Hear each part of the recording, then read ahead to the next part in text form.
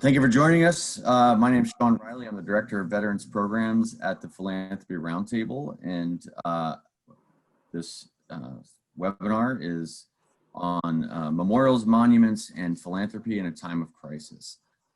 Over the last months, we've watched as monuments and memorials across the country have been vandalized and in some cases destroyed. Some have argued that this represents a long-needed reckoning with our past, while others have condemned the attacks as misguided attempts to erase history, or at least inconsistent with the deliberative democratic process. The issue of who and what should be memorialized in the public square is clearly a contentious one in our current moment. The issue is the fact that in many cases, the monuments and memorials in question were funded through money donated, private money donated to the cause of their construction. This raises the question, how should the philanthropic community respond? What are the social, cultural, and legal implications of building, maintaining, and removing monuments and memorials? And what factors should funders take into consideration when thinking about supporting them? To address these questions, we have a panel of speakers here on hand. Marion Smith is the Executive Director of the congressionally authorized Victims of Communism Memorial Foundation, a bipartisan educational, research, and human rights nonprofit. He's also the founding president of the Common Sense Society, which promotes civic engagement, entrepreneurship, and leadership among young professionals in the United States and Europe, as well as the chairman of the National Civic Art Society. Ilya Somin is a professor of law at George Mason University. His research focuses on constitutional law, property law, democratic theory, federalism, and migration rights. He's the author of Free to Move, Foot Voting, Migration, and Political Freedom, and Democracy, Political Ignorance, Why Smaller Government is Smarter. He writes regularly for the popular blog Bullock Conspiracy, a politics blog, which is now affiliated with Reason Magazine. Daniel is the director of the Robert Novick Journalism Fellowship at the Fund for American Studies, and he's also the editor of Modern Age, a conservative review, and writes frequently for The Spectator and other publications. He was formerly the editor of the American Conservative magazine. And moderating our discussion will be Jonathan Greenberg, the Director of Freedom Initiatives at the Jack Miller Family Foundation. Jonathan is a senior fellow at the Haim Salomon Center, a news and public policy group he co-founded in 2015 and previously served as senior vice president. He also spent 2 years as vice president of the Illinois Policy Institute, one of the country's premier free market think tanks, and more than 5 years at the American Israel Public Affairs Committee. Toward the end of the discussion, we'll open up for a question and answer session. So make sure that you submit your questions early, and we using the question and answer feature down at the bottom of your screen. And we will also post a survey at the end that we ask that you take so that we can understand how useful this was to you. With that, I'll turn it over to Jonathan. Thanks, Sean. And thank you to everyone at the Philanthropy Roundtable for discussing this important issue. I just wanted to set the table a little bit by pointing out that we are in a remarkable moment in American history. It's one that Abe Greenwald at Commentary Magazine has referred to as the Great Unraveling.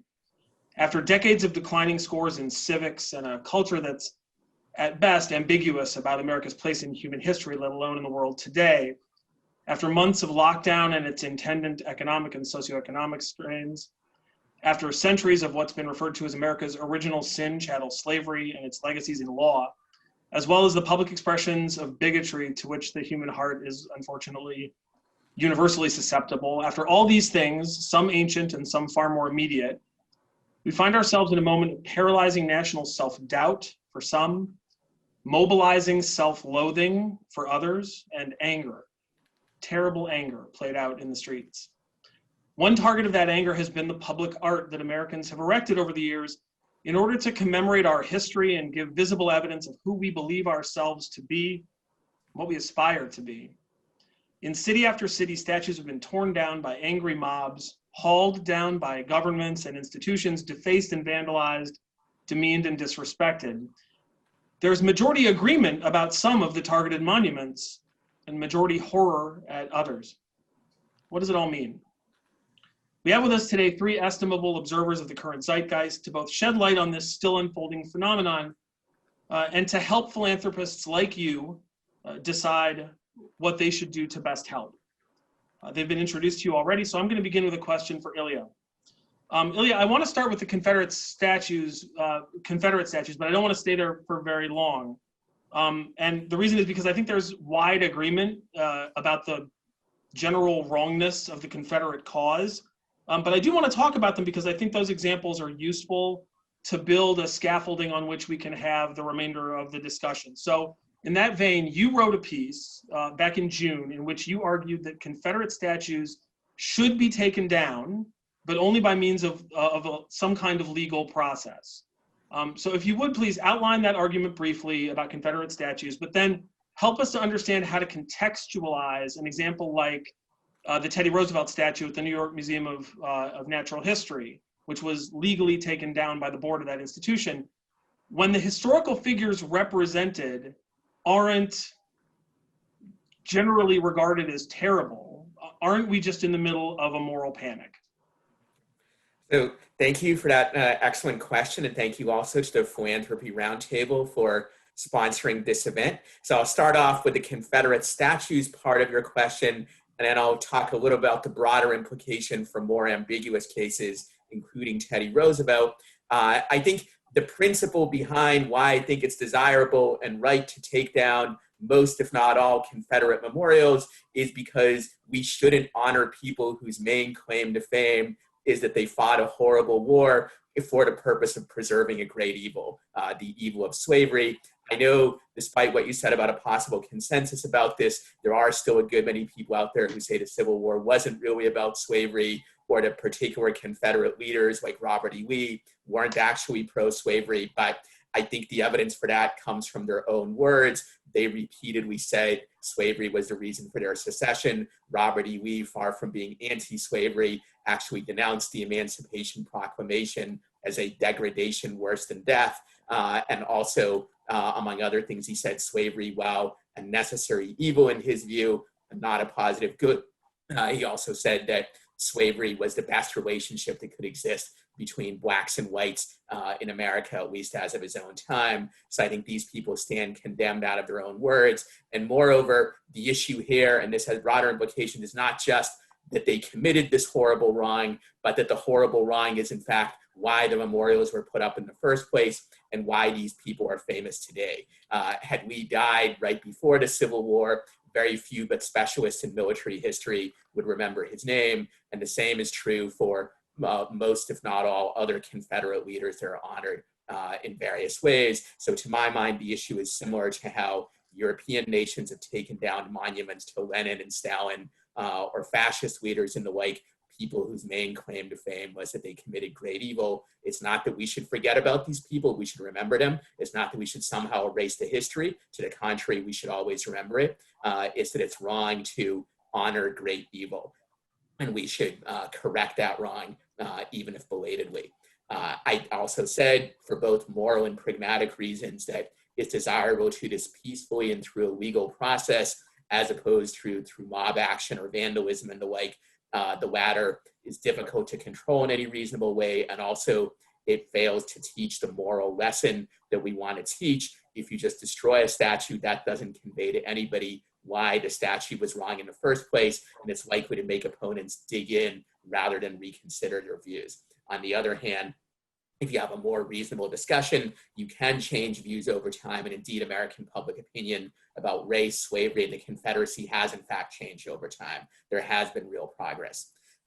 Lastly, on your point about the other cases, obviously with Teddy Roosevelt, even more so I think with Woodrow Wilson, there is a strong argument to be made that because of what these people did on race, on civil liberties, on quite a number of other issues, there is an argument for taking down their monuments or removing their names, as Princeton University recently did from the Woodrow Wilson School. And I think in some cases that might be justified, but it's a more ambiguous set of cases than the Confederates, where it's clear this horrible evil they did is the main reason why they're remembered. With someone like Wilson or Teddy Roosevelt, I think there's some serious wrongs that they were complicit in, particularly in Wilson's case. But it's also the case that people can plausibly argue they did stuff on other issues which may outweigh the wrong that they did. And so I think there's a more plausible debate to be had about that on both sides. I personally think it was justified in the case of Wilson to take down his monuments, but I recognize a basis for reasonable disagreement there, and there's nothing wrong with having that debate, even though there may be cases where particular institutions get things wrong. I think that's inevitable in a free society where there's going to be some disagreement, and also where there is genuine ambiguity in some cases. But ultimately, I don't think that that means, well, we can never take down any statues unless the case is completely overwhelming or it can't take down any at all. There's two types of errors we can make here. We can fail to honor people who deserve it, but we can also honor people who committed great evil who didn't deserve it. And any process we adopt for dealing with these issues, I think, has to be cognizant of both types of errors. And that means accepting that it may be that some statues of Teddy Roosevelt or other Teddy Roosevelt memorabilia or the like will be taken down, even if perhaps that's not the right thing to do. We can't honor everybody, and we can't get every single one of these decisions right. But I'm guardedly optimistic that if we do so in a reasonable, deliberative way, we can at least get most of these decisions right, even though there's no way we will do that with all of them. Thank you. Thanks, Ilya. Dan, let me go to you. In June, you wrote that, quote, "A proper appreciation of our country, and for the wider Western tradition of which it's a part, demands the celebration of valor, without which all else is lost, and a mature reckoning with our faults as well as our success in overcoming them." So the people who want to rid Chicago's Grant Park of a statue of Christopher Columbus, they would argue that America is never in the mood for a mature reckoning, and that we use that language to calm the riot and then stifle change. So what, in your opinion, does a mature reckoning look like? Well, I think people who would make that claim are not only badly misinformed, I don't know that they're being honest even to their own experience. Over the past 30 years, really over the past 50 years, we've seen a tremendous amount, not only of revisionist scholarship, looking at figures like Christopher Columbus and showing the flaws of them, as well as the qualities of heroism in their lives and achievements. We've not only seen an enormous amount of scholarship which has shown this, and in fact it's become the dominant form of scholarship on these figures. We've also seen plenty of depictions in popular culture, on film and television, in novels, and all throughout our culture. We've seen this revisionist view take hold. And in fact, the thing that prevents us from having a mature discussion about these figures is that we've replaced one caricatured narrative with another. We've gone from having a very one-sided, heroic view of all of these figures to having now a view that anyone who had something horrible in their background is to be remembered primarily and exclusively for that, and not for any other quality they may have had. And you see this inflaming the crowds and the mobs that are going out there and committing these acts of vandalism. They, if they had a careful, nuanced understanding of history, it would be very hard to feel the kind of one-sided passion that they obviously do feel that drives them to go out there and commit acts of violence and acts of wanton destruction. Even with respect to the Confederate monuments that Ilya just mentioned, I think he's provided us with a rather very, sort of Manichaean view of what's going on here. Not because that we need to relitigate a question like, certainly not slavery, but even a question like secession. It's rather that a lot of Confederate monuments, and there are debates and arguments among scholars about just how many, but a lot of these monuments were put up by veterans for the explicit purpose of honoring their own service, their experience in the war, the suffering that they and their comrades underwent, and the valor of their commanders, such as Robert E. Lee. This is explicitly the case with a statue that was just taken down here in Alexandria, Virginia, where I live. It's a statue called Appomattox. It depicted a Confederate soldier who was surrendering at the end of the war, or at least was looking with a downcast gaze. He was looking southward, and it was erected by veterans of the Civil War back in the 1890s for the purposes of remembering this experience they had lived through. That kind of brotherhood, that kind of remembrance of American suffering, and yes, the Confederates were Americans, even though their political leadership obviously tried to splinter away from the Union. These things are part of our national experience, part of the experience for all of us, but especially for the communities that actually had veterans who lived through these things. And I think one has to weigh that in the balance when considering the fate of statues and considering how we remember our past and who we have been as a community, not just who we may be today. Thanks, Dan. Marion, let me get to you. Marion is coming to us from an undisclosed location somewhere in, over, or under Europe. You bring a unique perspective to this conversation, not only because of the global view of victims of communism who you represent, but also because of your work with the National Civic Art Society. And the NCAS put out a statement on the removal and vandalization of statues. I just want to read a small section of it. Quote, "The power to determine the fate of civic art, both existing and proposed, must not lie with the reckless mob, but with the responsible, judicious public that's capable of reflecting on its own past." And I guess in line with the questions that I've asked Ilya and Dan, I would just say, yeah, but isn't that the point? Are we still capable of reflecting judiciously on our own past? Marion, you're muted, Marion. Marion, unmute. There you go. Yes. Thank you, Jonathan, and thank you, Sean, Philanthropy Roundtable. It's also good to be with Ilya and Dan.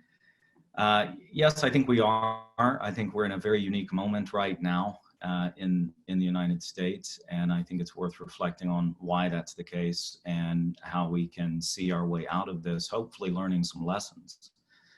I obviously think it's interesting, the point about Confederate statues. However, I would note that over the last few months since the beginning of the BLM or Antifa protests, there have been 180 monuments and works of civic art that have been ruined, and only a small percentage of those were actually Confederate statues. So we're talking about monuments of Christopher Columbus, of U.S. founding fathers, Saint Sarah, abolitionist leaders, Union generals, etc. So I think it's very clear that this conversation and debate that we're having right now in this country is about our history as the United States, not just that of the Confederacy. I would, as a personal aside, I just say that having been born and raised in the South, I know that for many dozens or hundreds of towns that have a Confederate statue in their city square, usually next to the courthouse, it's there because it represents if not the, certainly one of the most historically consequential events in that town's history, when in a short period they had the greatest loss of life for the citizens of that town, not only for southern towns, but across the country. Unless it's a federal monument, these works of art are usually put up with local, often private funds, and they're governed by usually the city, sometimes the county or the state. And really those decisions should be made through the proper democratically recognized mechanisms, both in being put up, but also being taken down if that ultimately is the decision. I would mention that I do represent the Victims of Communism Memorial Foundation as executive director, and that over the last few months, we've seen our Victims of Communism memorial vandalized 3 times, and a similar act of vandalism occurred at the memorial construction site of our sister organization in Canada, in Ottawa. And I would say that in my role at VOC, I also view what's going on in a sort of global perspective. I mean, clearly, and somewhat surprisingly, I think for some people, in 2020, an awful lot of our debates center around symbols of granite and copper, bronze. I think a lot of people find that surprising. So clearly it matters, and it matters not least because history has become a battleground about the future we envision. Our Victims of Communism Memorial was dedicated in 2007 by President George W. Bush, and also at the ceremony was Congressman Tom Lantos, the only Holocaust survivor to ever serve in the U.S. Congress. And for them, for those who funded that memorial, the first memorial in the world dedicated to every victim of a communist regime, So more than 100 million people over the last 100 years since the Bolshevik Revolution of 1917 killed in some 40 countries. For them and for those who funded it, for the congressional co-founders who authorized our foundation, it was very important to learn the lessons of history about the ideology and the history and the legacy of communism in particular. And for anyone who knows the history, you know the iconoclasm, the attempt to erase history, not only with the Cultural Revolution in China, but in similar efforts to destroy Christian and other symbols of the past in Cambodia, in Cuba, and elsewhere. The acts of violence against statues very often soon became acts against humans themselves. Perspective, we have found it very interesting that recently you have, as I said, more than 180 symbols of American and Western history being defaced and torn down, often illegally in this country, while at the same time, the Lenin statue that stands in Seattle stands unmolested. You have in Western Europe new statues being erected of Karl Marx and Vladimir Lenin. And so there obviously is a certain color to the movement that we see on the streets of the United States today. And I would say that color is red. Certainly most of the people, I would argue, protesting on the streets are not Marxists. They're not trying to identify with any anti-American movement. They're trying to continue all that's best in the tradition of civil rights in our country. But without a doubt, some of the most organized entities who are doing some of the most high-profile things in these protests are self-described Marxists. They have promoted, among other regimes, that of the dictatorship in Venezuela. They are explicitly targeting the United States, our history, our founding, market economy, the nuclear family, and other elements of what we would call Western civilization. So there certainly is a color there. And I would say that most of what's happening right now is really not about race. It's about power. And I think it's obviously tricky in terms of rhetoric and language. Black Lives Matter is, of course, something as a proper English sentiment, English language sentiment, no one would disagree with, in much the way that I don't think anyone would disagree with the idea of workers' rights. But clearly the organization Black Lives Matter has an explicit policy agenda, explicit views on the United States and our history and policy and police, law enforcement, etc. And I think it's worth understanding and knowing. Speaking for myself, I'm so anti-slavery that I not only condemn it in the 18th and 19th centuries, but I continue to spend most of my professional life fighting the existing slave states of the 21st century. Most notably, of course, the People's Republic of China, North Korea, and Cuba. So I do think that ultimately education has failed in providing a basic and proportional framework of understanding of our own history and current events around the world. And certainly the media has not helped on the matter of understanding events around the world. I do think that if most millennials or Gen Zers understood the rarity of experiencing life as we do compared to other countries around the world, there would be a greater appreciation for those who face difficult choices. And their fellow citizens at the time viewed them as heroes for the decisions that they made. At the very least, they do represent the fabric of our history.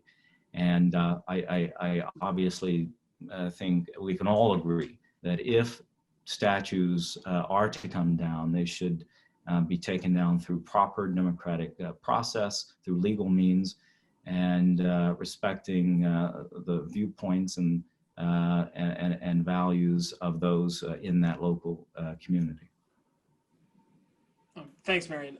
I heard in your answers to those questions, three, I guess, broad categories of attacking statues. The first is the prudent curation of American historical memory, or in Marion's case, Western historical memory. And I think that's important because people like Columbus, not just American figures, those are Western figures. So the first category would be the prudent curation of American historical memory. The second category would be the ignorant mob, the people who tore down the statue of Hans Christian Heg outside the state capitol in Madison, Wisconsin, because he was a slave trader. We're tearing down the statue of an ardent abolitionist who risked his own life and well-being to operate on the Underground Railroad in Wisconsin. This is just a group of people who didn't know what they were doing. So the second category is the ignorant mob. The third category, and the one that Marion spent much of, I think, his answer talking about, are the people who are actively attacking the foundations of the American idea and Western civilization, and a good embodiment of that might be the 1619 Project. So I think the ignorant mob is something that we can kind of skip over. It's an ignorant mob. But the other two I wanted to talk about, I want to start quickly. I want to go through this one relatively quickly because I think there'll be more to say about the third category. But I did want to talk about prudent curating of American historical memory. When attitudes change about particular historical figures, there are always going to be growing pains associated with that. How do we adjust ourselves over time in a way that's, at least hopefully less painful?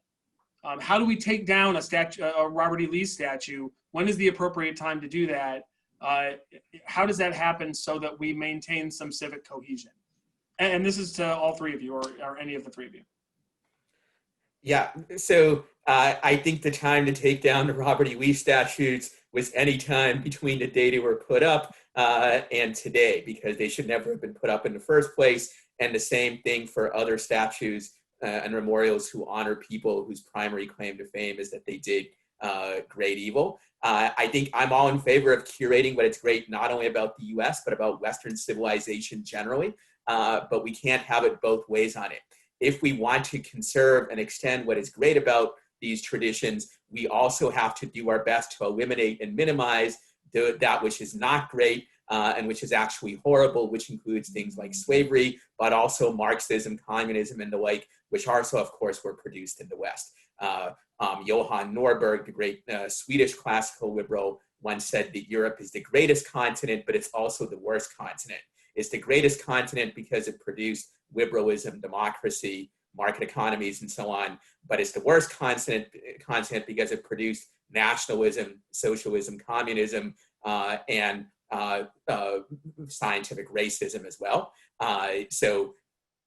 Therefore, curation involves not just preserving all his existing monuments or historical memories and the like, it also involves adjusting our understanding when that's warranted, and trying to keep down the influence of those parts of our tradition which frankly are not so admirable, and in some cases which are horrific. I would also like to make a brief point about valor and historical memories, and this is brought up a couple of times. Well, some Confederate monuments honor people's valor. I think valor used in an unjust and evil cause should not be honored. Many German soldiers fought with great valor in World War II. Many people fought with great valor in defense of communism and in defense of other evils. I think whether valor should be honored or not depends on the cause in which it was expended.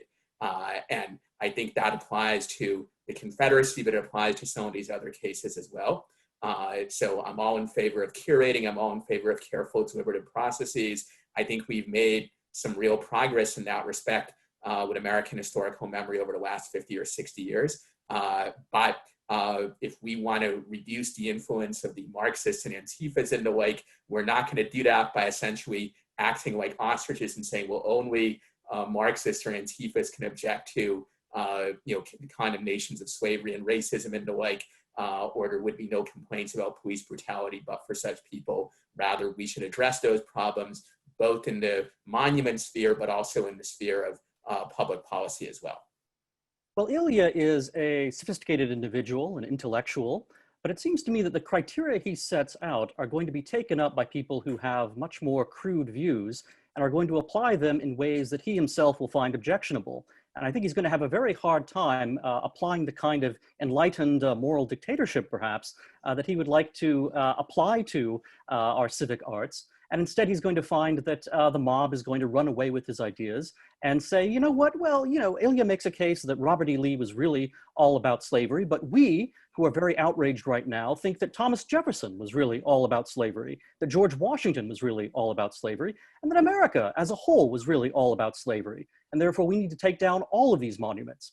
You know, we don't want to talk too much about a simply ignorant mob, but I think there is this shading of a certain oversimplified moral view and this idea that we can correct history by putting down the memory hole any embarrassing facts about, you know, the fact that we had a confederacy in the in America as part of our national history, that we had, you know, slavery among the founding fathers, that we had, you know, tremendous abuses of Native Americans by conquistadors and others in the settling of the American continents.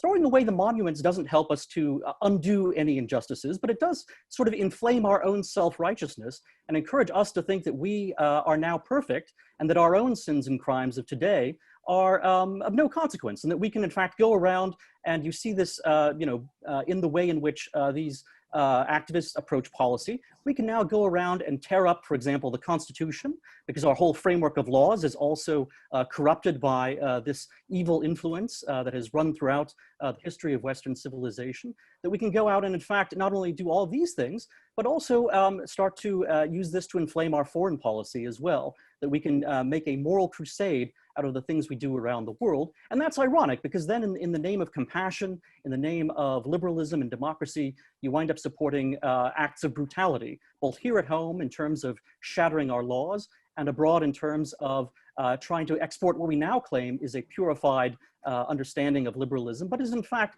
still very much shot through with corruption, as all history always has been, not only in the West. Now, I strongly object to the idea that the West is, you know, sort of not just the best, but also the worst of what history has to offer. It seems to me that there are, you know, the amount of slaughter that Genghis Khan committed, the amount of slaughter that has taken place in China over centuries is, you know, not less than any crime that has been committed by Westerners, and in fact is probably quite a bit greater than most of the crimes committed by Westerners. So, you know, it's easy to get very impassioned about these things, and I think that at times you have to address passion with passion in order to get a balance. But if we're going to look at these things intellectually, we have to be prepared to accept a kind of checkerboard view of our own history, that it is a pattern of darkness and light integrated, and over time, the light starts to prevail. But we have to understand that it's been a struggle, and we have to understand that our own citizens, our own civic bodies have not always had the kind of pure morality that we believe we possess today. And I think if we do understand that, that will help us to correct our own hubris in this day and age, and the assumption that we are now so fully correct that we can embrace the use of force, the use of violence, the use of mob tactics in order to vindicate what is now our blazing righteousness. Thanks, Dan. Marion, you dropped off for a second, I think, but you're well, back. Right, I think I have an unstable internet connection, so if I fall off, you can just interrupt me so I don't waste time. But I would just say that, of course, history is complicated because humans are complicated, and I think we can find fault with nearly every single person represented in statuary. And so I do think it's probably an unhelpful route to go. Obviously, even revered figures such as Mahatma Gandhi or Nelson Mandela had their checkered aspects. Gandhi infamously praised the Nazi project, and Nelson Mandela cooperated with international communists despite all the other good things that they did. So I think for nearly every individual, you can find an organized group that very much doesn't like them. And then also I would say, instead of spending energy destroying statues and monuments that others have spent the time and the effort and the democratic process to put up, we should contribute new ones. representing this moment, this settled opinion for those of us who are alive today. There are many good examples of this. There's a National Liberty Memorial that's been proposed for the National Mall. That would, beautiful classical design that's been proposed that would celebrate the contributions of men and women of African descent who helped win the American War for Independence. So I think there are so many stories and so many aspects of our history that we should learn from. I do not think that destroying is the answer. Now, listen, in our work, obviously, and personally, I think that, in 1989, there were too many Lenin and Marx statues throughout Central and Eastern Europe. One on every corner is probably too many. But each of those countries dealt with those in different ways, and you had actually very few instances of them being torn down illegally. You did have a few, but most were taken down through proper process. And in fact, many countries in the region still have standing statues of Marx and Lenin, and including Soviet war dead monuments. Those are points of controversy, and a lot of people disagree about them. And nevertheless, it is a reminder of that complicated history. I do think we are in danger with younger generations of simply being devoid of any understanding of history. And I think without a proper framework, without being forced to encounter history in the classroom, I do think that eliminating the landscape visually of those reminders of our past that we could learn from is probably a mistaken path to take. Thanks, Marion. I wish we had all day to talk about this. It's a great topic. In a few minutes, we'll go to questions. And those of you who are watching us, please do submit questions or think of questions so that you can submit them. We'll be going to those in a minute or so. I wanted to get back to the third category. And Daniel and Marion, you both touched on it in your previous answers. But that is the attack on the American founding, on American history generally, represented but not exclusively by the 1619 Project and other things like it. It's a result of decades and decades of either no civics or bad civics. And it's left us at a place where we can have an ignorant mob that wants to tear things down. That ignorance automatically goes into the realm of anti-Americanism, anti-Westernism. I wanted to ask you about that, because we've talked a little bit about the proper curation of history. We kind of skipped a little bit over the ignorant mob, but I want to talk about that section of either the mob or of the organized effort that is looking to undermine the foundations of the United States and Western civilization. How do we respond to that? How should we should be asking our elected officials to respond to that? How should private individuals respond to that? Or am I imagining it? Is it not happening? This, again, to any of the three of you, it doesn't have to go in order. So I've written an entire book called Democracy and Political Ignorance. I'm certainly sensitive to this issue of the public, and in some cases even educated intellectuals, not knowing much about history or about political issues or economics and the like, and therefore being susceptible to various kinds of deceptions. I think it's worth emphasizing that this is not a new problem. When you look at data on political knowledge, they're low today, but they were also low 60, 70, 80 years ago throughout the entire period when we've had modern public opinion polling. Knowledge of history also, to the extent that we have data on it, seem to have been fairly low throughout this period. Indeed, the degree to which it is low is about the same today as it was in 1960, though it's striking that that's the case, given that the average number of years of education that the average American has is like 2 or 3 years more than it was back then.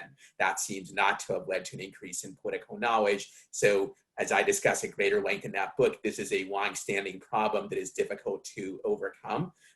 There is some evidence that private schooling does a bit better in this regard than public schooling. So that's one of a number of reasons to support things like school vouchers and educational choice. At the very least, educational choice prevents, or at least makes it more difficult for either the left or the right to impose one single orthodoxy on students who are educated, which both blue and red states try to do through their public school curricula.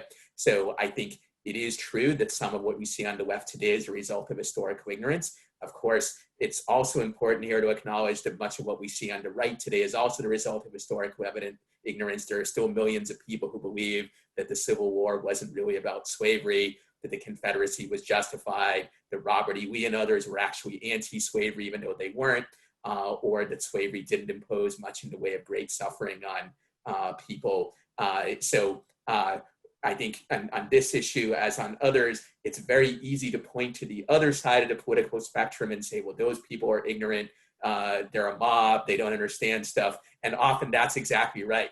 But it's much harder for people to look on their own side and say, but we have much the same problem on this side of the political spectrum as well.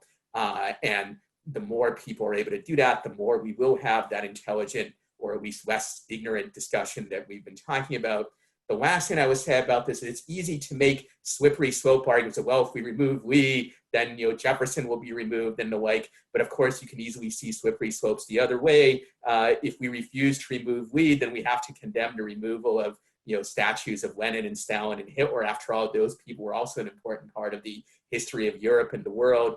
So how can we remove them? I think there's no way around some degree of slippery slope risk with this stuff, given that we can't honor every single person ever lived, and we have to make some choices about who is worthy of being honored, and therefore we have to have a discussion about that, and we have to accept that there are going to be cases where we get things wrong, but the way to avoid getting it wrong or to minimize it is not to say everything should always stay up, or that debates about these matters should be avoided because otherwise, some statues might get taken down that don't deserve to be.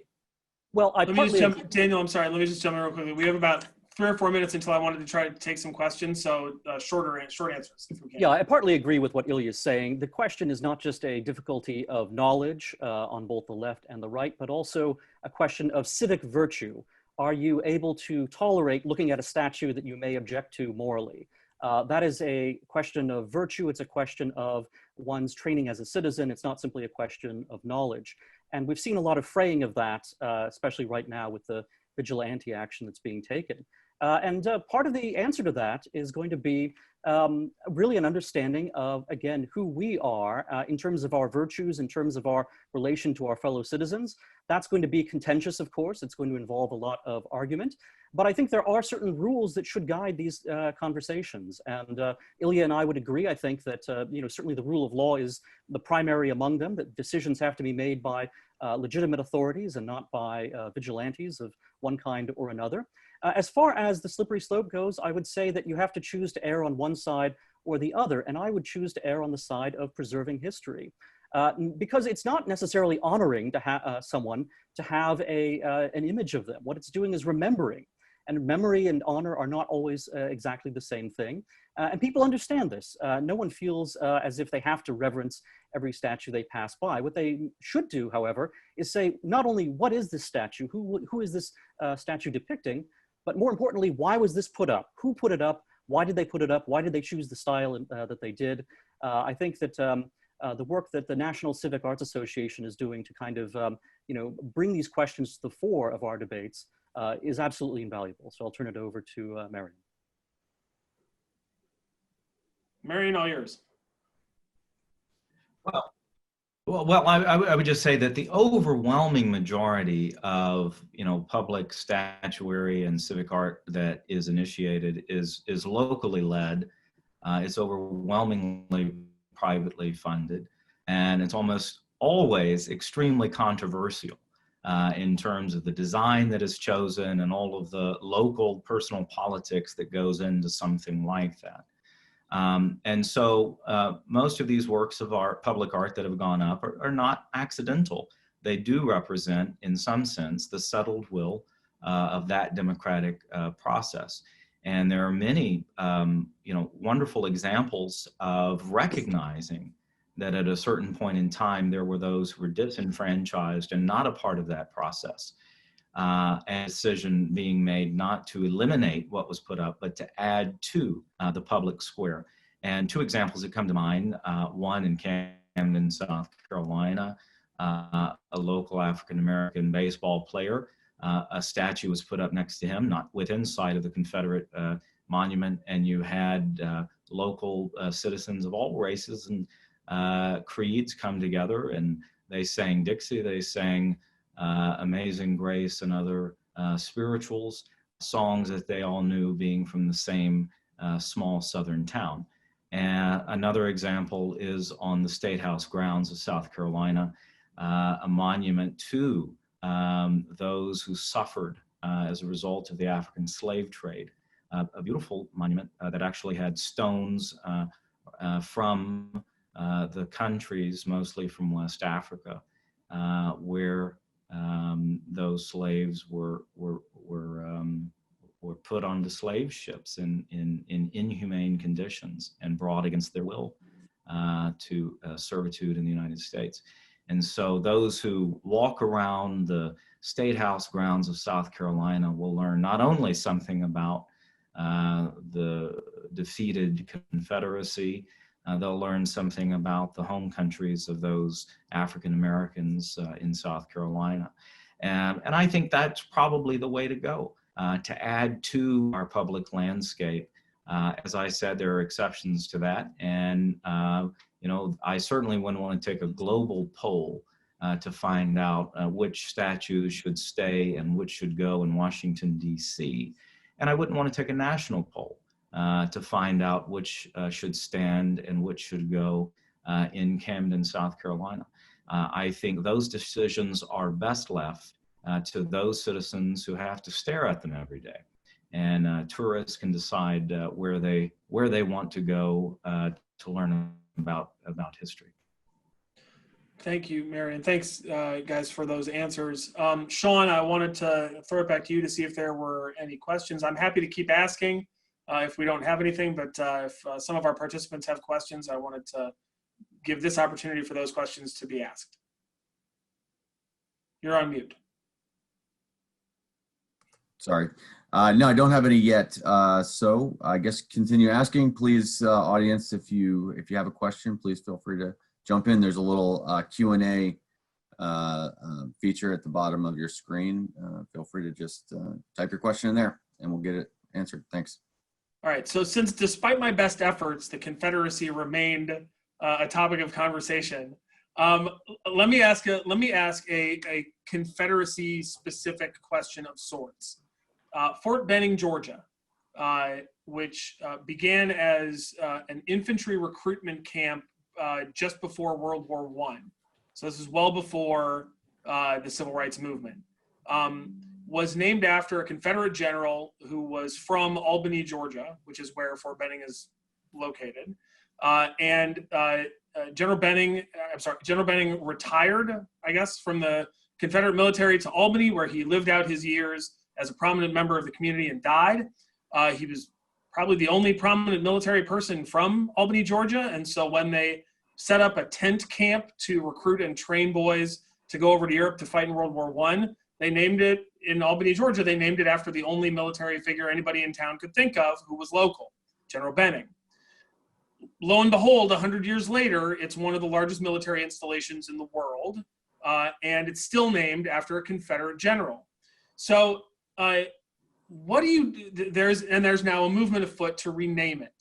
I'll just throw out, what do we do with an example like that, where there's no ill intent in the founding naming of the camp, but today our positions have changed. Obviously, everybody who knew General Benning in Albany, Georgia is long gone. What do we do about that?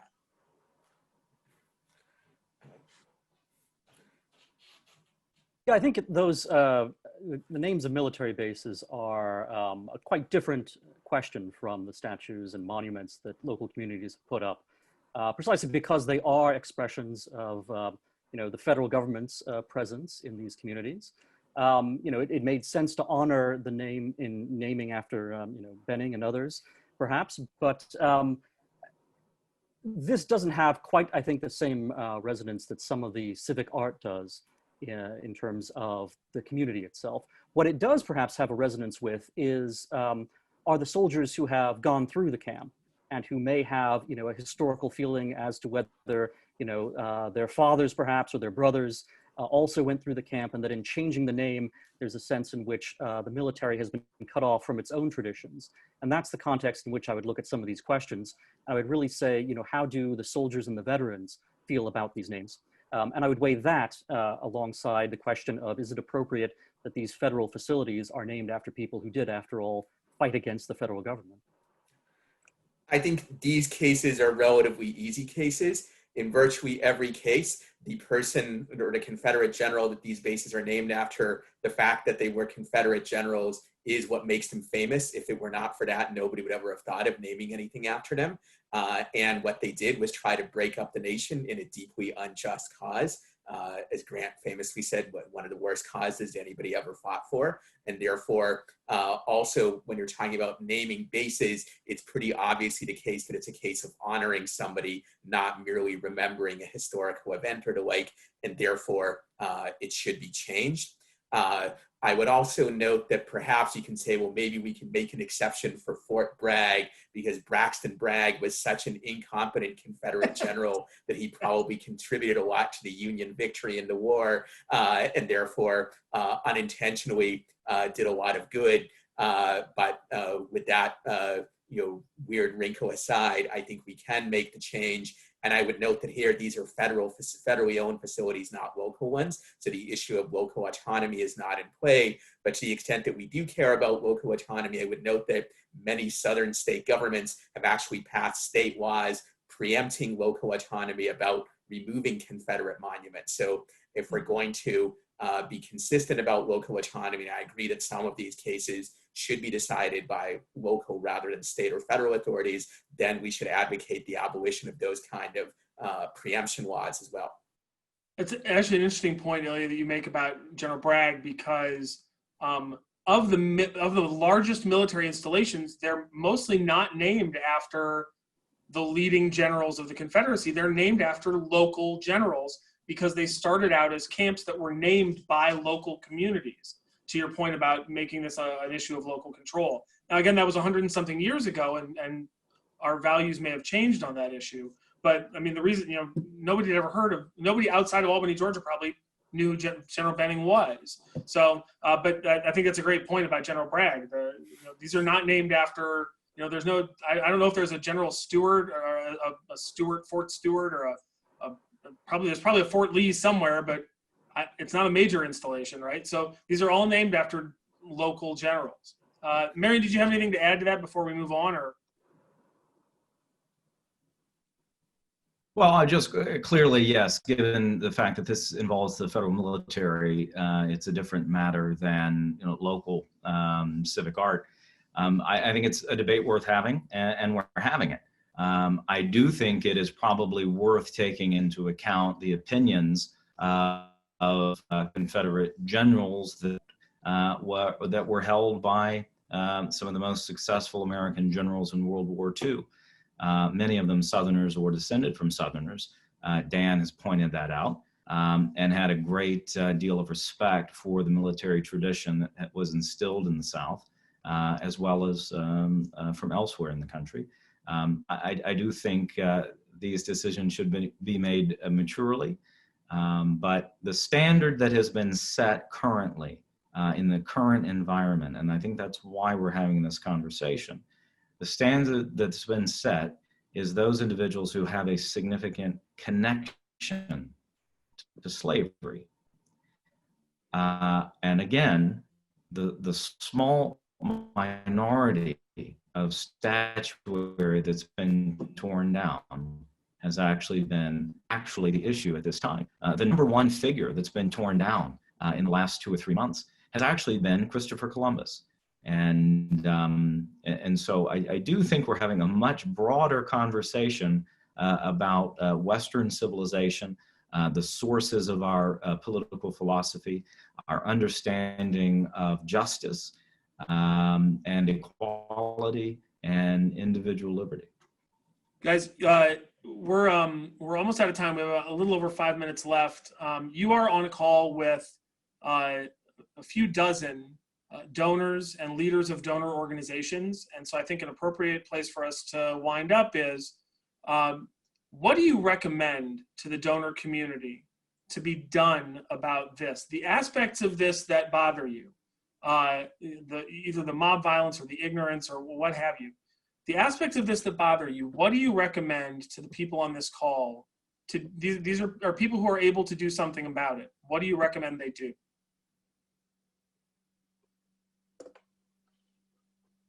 Well, I think that if you want to support a memorial to someone or something, it makes sense now to do it on private land. And ultimately, there is a need for public civic art.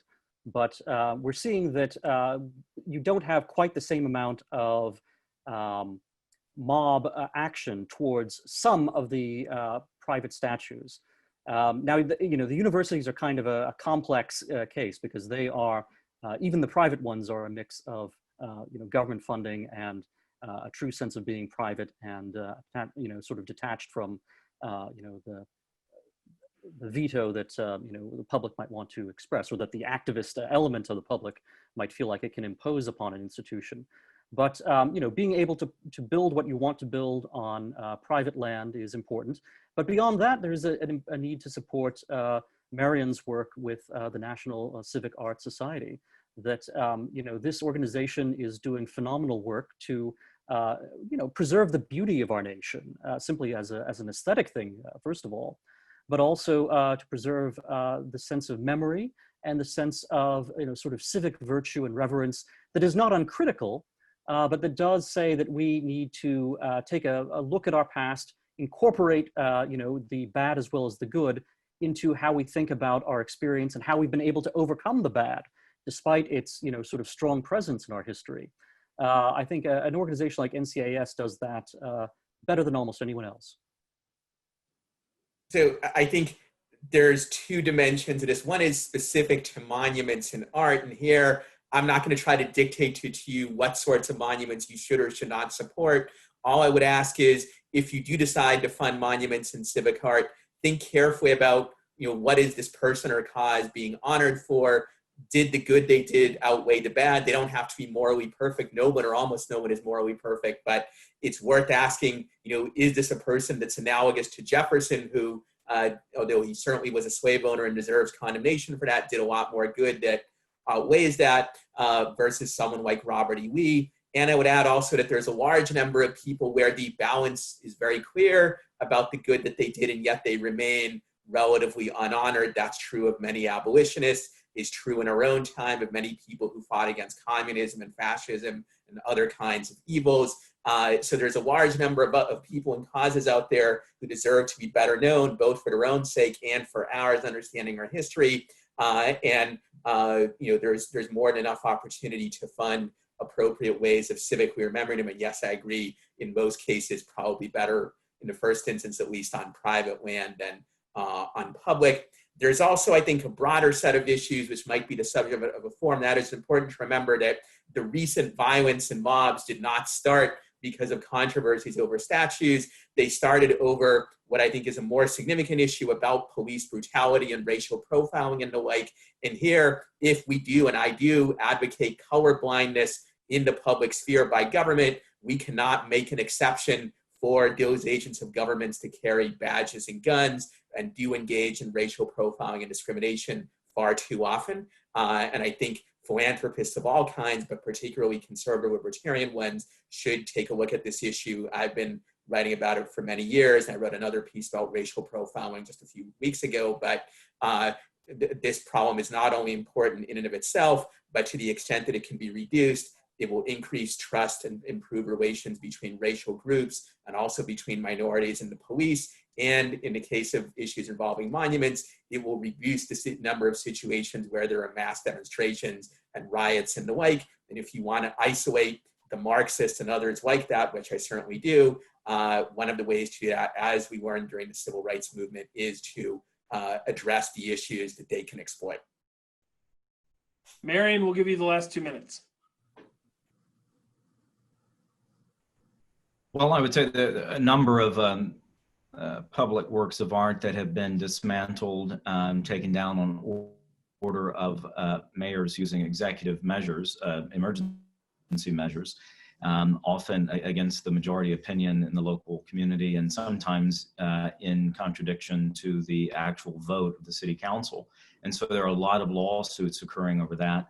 Also, a lot of lawsuits occurring right now over sometimes decades old or even longer in terms of time agreements made between the donors of the statuary and the local government. And so I think all of this is going to play out. I would say if you are going to invest your time and energy and money into public statuary, and I do think it's important, I'm not ready to give up on our shared public spaces. That's an ancient principle. And it should be continued in the United States, the great inheritor of Western civilization. And if we can't do that well in our nation's capital, that says an awful lot about us and our ability to continue all that's best in our civilization. So I think we need to fight for our public spaces. I would just say, if you're going to invest your time, energy, and money in that, make sure that legally you are making the tightest case you can at the outset. Beyond that, I would say education. As I mentioned before, at the middle school, the high school, and certainly the collegiate level, students are given such a disproportionate picture of our history and the world today. Those millennials and Gen Zers who care about social justice should care about forced abortion in China. They should care about the basic racially apartheid state that exists in Cuba today, and many other atrocities around the world. Not to exclude the forced labor and re-education camps that are in Xinjiang, China today. At least 1 million Uyghurs in those camps. That's modern slavery. And you have companies like Nike and others, the NBA, participating in that system of forced labor. So if you cared about social justice, if you were anti-slavery, you should have an educational framework that allows you to know where to put your energy. And I think that has certainly broken down. So I think we absolutely have to fix the broken education system that exists in our country. Ilya, Daniel, and Marion, thank you very much. And I'll throw it back to Sean. Well, thanks so much. That was a great conversation, and I hope it was useful to all of our attendees. Please fill out I posted in the chat, there is a survey. We'd like to hear back from you about how you found this panel, and thanks again for attending. Thanks to all our panelists, and have a great day. Thank you, Sean. Thank you. Thank you.